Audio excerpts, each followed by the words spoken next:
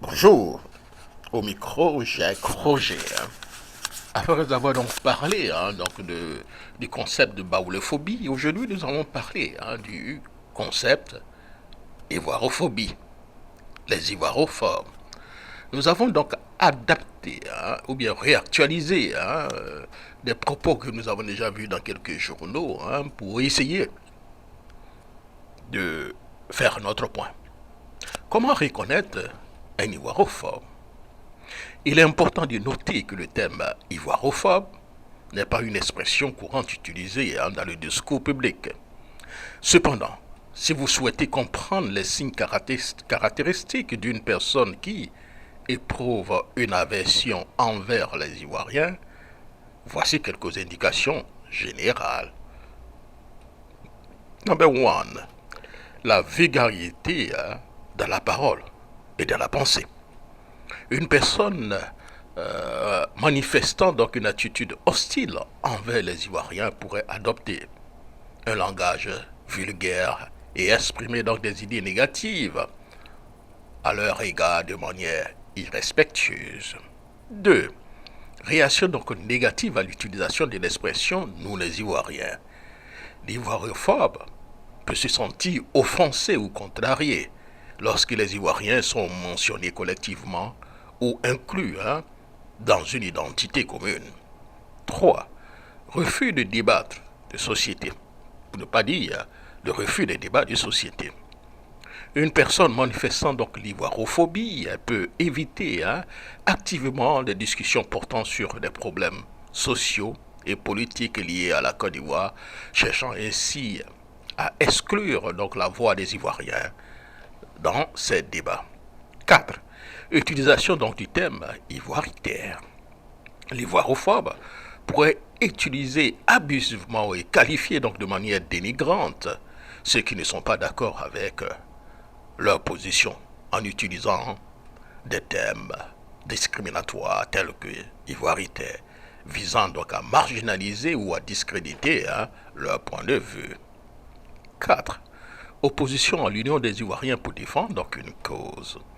Une personne manifestant donc l'ivoirophobie pourrait donc s'opposer à la solidarité ou à la mobilisation collective des Ivoiriens dans le but de défendre une cause ou de faire valoir leurs droits. 5.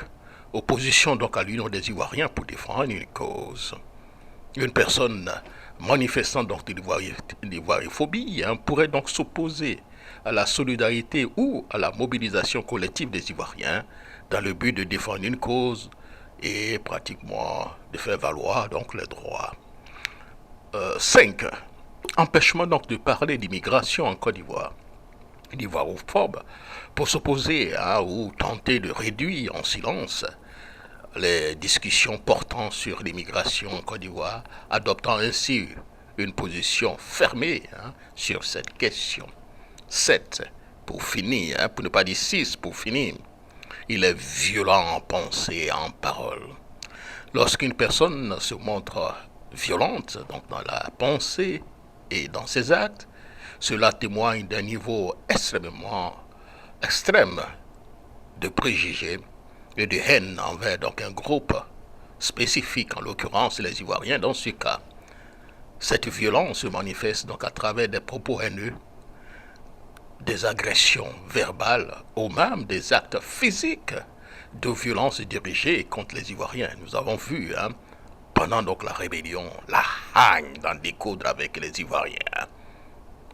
Il est donc crucial de souligner que de tels comportements sont tellement inacceptables et en contradiction avec les principes fondamentaux du respect, de la tolérance et de la cohésion pacifique.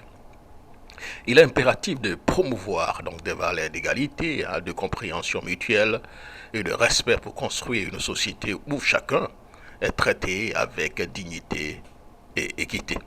Les actes de violence verbale et physique doivent être dénoncés et condamnés, et les autorités compétentes doivent être informées afin donc de prendre des mesures nécessaires pour prévenir de tels comportements et protéger les individus concernés. Il est donc pertinent de noter que Certaines personnes présentant donc des tendances ivoirophobes peuvent avoir donc un niveau d'éducation limité ou partiel. Cependant, nous ne généralisons pas donc cette caractéristique à tous les ivoirophobes, car il existe donc des individus éduqués qui peuvent également manifester donc ces préjudices. Ces derniers temps, nous voyons donc dans nos administrations ce genre de comportement. De plus, il est possible que certaines personnes engagées donc dans des discussions ou dans des actes ivoirophobes cherchent à renforcer donc leur position en recourant au service de communicateurs ou donc de professionnels de la communication pour promouvoir et défendre leurs idées. Ces actes peuvent être impliqués dans la propagation donc, de discours haineux, la manifestation donc, de l'opinion publique ou la diffusion donc, de messages négatifs à l'égard donc, des Ivoiriens. Il est donc essentiel de reconnaître que l'éducation, l'accès à l'information et au dialogue ouverts sont donc des outils essentiels pour lutter contre les préjugés et promouvoir une société respectueuse et inclusive. Encourager la sensibilisation, l'éducation et la communication constructive pour contribuer à mettre en question les idées ivoirophobes et favoriser donc une compréhension mutuelle entre les individus. Pour finir, cher ami, l'ivoirophobie est un problème complexe qui peut être motivé par divers facteurs tels que les préjugés ethniques, politiques, socio-économiques ou culturels. Il est important donc de promouvoir la compréhension mutuelle, le respect et la valorisation de la diversité dans toute société, pour ne pas dire dans toute la société ivoirienne, en luttant contre les préjugés et en encourageant donc un discours constructif. C'était donc mon billet. Et les élections de 2025, nous aurons donc notre mot à dire. Merci et surtout, portez-vous bien.